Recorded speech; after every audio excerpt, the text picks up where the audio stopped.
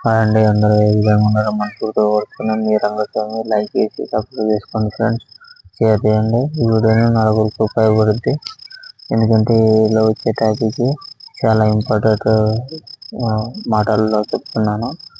అది చెప్పే వీడియోలో ఏంటంటే టాపిక్లో వెళ్తే మిరపకాయలు తెంపుతున్నాం కదా. ఎటువంటి మిరపకాయలు తెంపుతున్నాం అంటే లావు మిరపకాయలు తొందరగా అయిపోయింది చేనులు.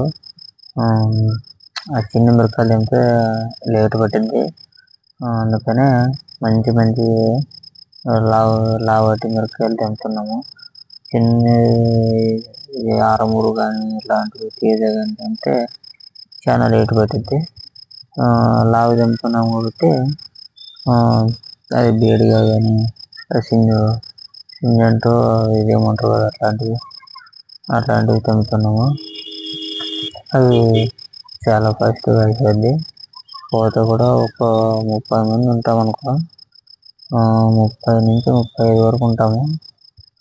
30 నుంచి 35 ఉండే వాళ్ళు ఒక రోజుకి